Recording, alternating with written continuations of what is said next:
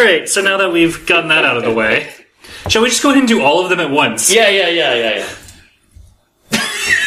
Were you doing the yes there on purpose? No, I wasn't. I realized afterwards. Glorious Exploits. Glorious Exploits, Ferdia Lennon. So, this one's an interesting book because we have the author coming in February or something, or we're going to be doing an online talk with them, and so... Something like that, yeah. I think it might be online, yeah. Yeah, this is with the Queen Society, so not us as books boys, but... Yeah, we'll go along to the Classical Association talks. We've been to a few of them, and this one I'm going to read as well around that time of the talk. So tell us about it. Was it good? So, you're going to read this next. You don't know what this is really about or what's going to happen in it, so I'm going to not give away much. Okay. But I will say, this is about these two Greek guys in Syracuse after Athens has failed to take over, and they've all been captured, and they're basically put into this quarry, or two different quarries, but their focus is on one quarry, where they're basically chained up and given just barely rations. Okay. So just barely scraping by, lots of people dying all the time. Our main characters are Gelon and Lampo.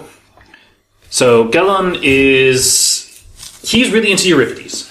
Don't know that necessarily. Yeah, good guy. So basically what he does is, he's like, Lampo, let's go down into the quarry and see some Athenians.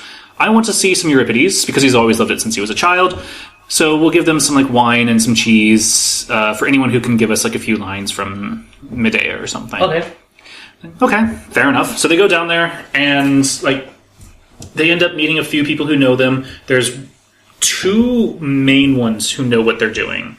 One's Numa, and another one's Patches.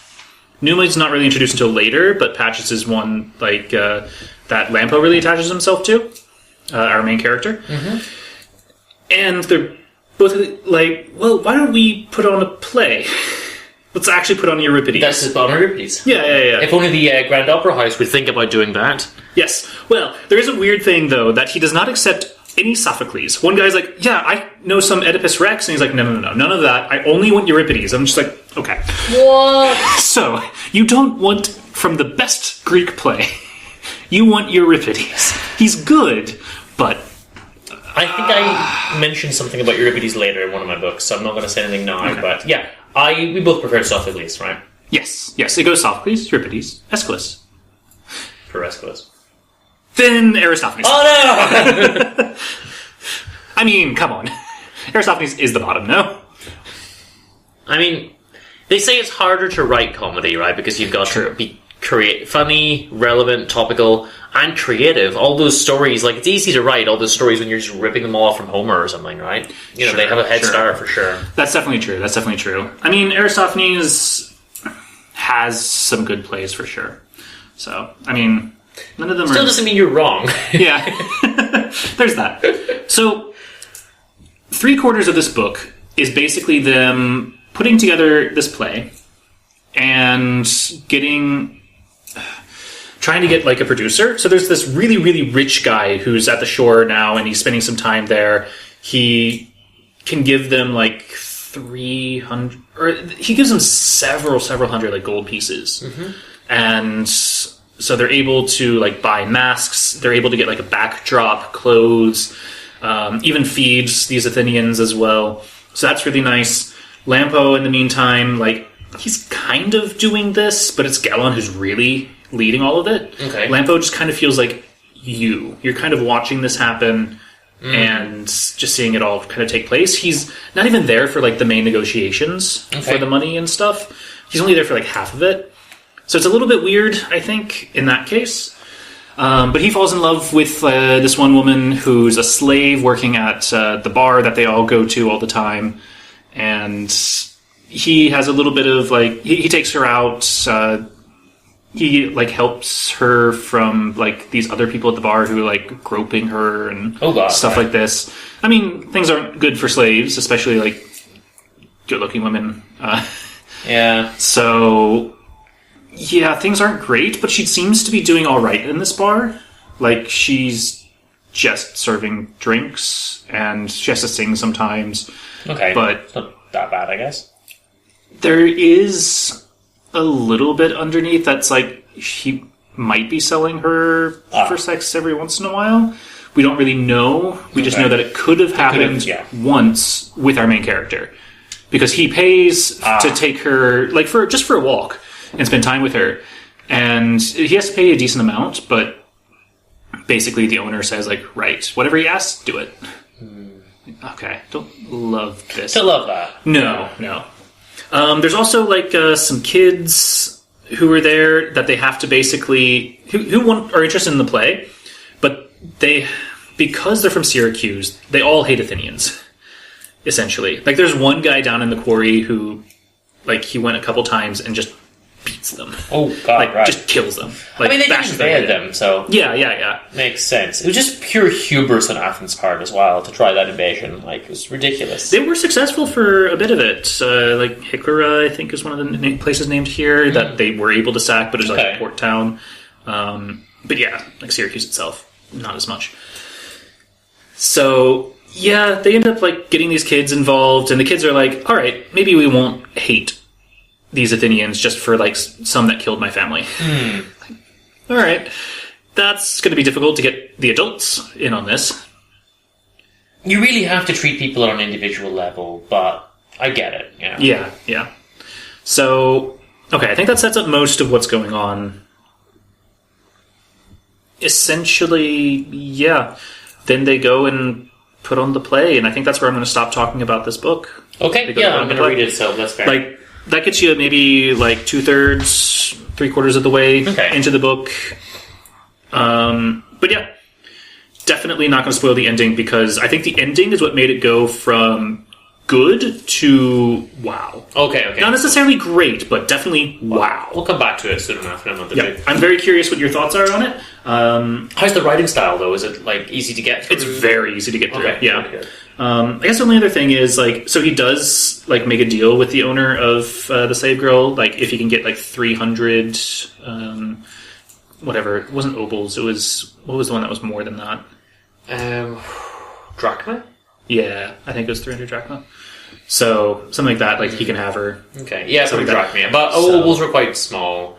Drachma was kind of like a bit more of a normal currency, and then talent was like big money. So Okay, I'm pretty Probably sure it's just drachma. drachma. Yeah. So, something that could buy you 2 slaves, essentially. Stuff like that. So, that's our main character's quest is to do that. Gelon's quest is to get the we're play going. talking when? I want to guess invasion something like 413 BC. Ended the Peloponnesian War. Yeah, we're still talking like 413, 412? Something like that, yeah. Does it? So interestingly, like, I don't know if did you know about 412 Okay, that was is pretty when close. this is. Syracuse in 412. So right after it ended. Did you know about Plato trying to then set up Dionysius essentially as a tyrant, as like a benevolent tyrant in Syracuse? So No. basically, something that Plato had this idea that the best political system was philosopher kings, right? You take people that you've trained, you've educated, you've made them like good with ethics and everything, and those are the best people to rule. Which kind of on the face of it makes sense. So he then tries it, and the guy just is like a terrible tyrant, basically. It doesn't work, and imprisons Plato for a long time. It doesn't work at all. Okay. The whole thing Not is a until the disaster. Romans does it Yeah, work. the whole thing is a disaster. So I think he felt very betrayed by that, because I think Plato didn't want to admit that he was, this idea doesn't work. It's like, well, it didn't work. Kind of what communists say, right? Like, well, we didn't implement it properly or whatever, Yeah. Which is not necessarily wrong, but he was still kind of like, well, do we try it again? But there was never like a chance to do it. He was lucky to escape, at all. And he had a friend, Dion, who's not the singer, not Dion on the Belmonts, who was like coming over to help and things and write to him. But it was just very perilous because Dionysius just kept telling him like, yeah, we'll let you go eventually, Plato, but for now you got to stay here. I thought you were saying, like, they'll use the god Dionysus. No, this is just a guy. Just a guy named Dionysus. Yeah, I'm like, okay, I guess I can see Dionysus working if, like, you want to set up a bad god in Syracuse No, or just a something. guy. Like, But they'd even tried to train him, like, from his childhood to give him, like, that. oh, interesting. And it still doesn't work. The guy's just like, yeah, but now I've got all the power, and, now I'm a tyrant. Be what, like 80 years before this would take place, something like that. Like, I don't know. I've lost. Since we're talking 412, Plato. But then No, Plato would be like 460s, maybe, so maybe not too far. I don't know how long Plato lived, though. Plato lived to be a pretty old, I think. 60s, 450s. He was definitely a bit earlier.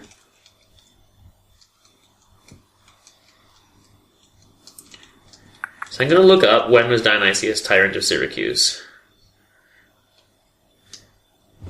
But, oh, okay. So Plato was born sometime between, 428 to 423. Yeah, so Dionysius was the tyrant was actually 367, so a bit later. Interesting. Dionysius the First was the tyrant from 405, right after this book, I guess, and then his son later. Book, the main part of the book takes place in 412, and then there's a bit of an epilogue that takes place in, 408. Okay, so essentially right after that epilogue, Plato, the first Dionysius, became tyrant of Syracuse. Plato then tried to educate his son to be better than the dad, basically, and failed. Fair enough. So that's that. I saw an article today, but just posted. You open a new tab sometimes, you just get random news articles.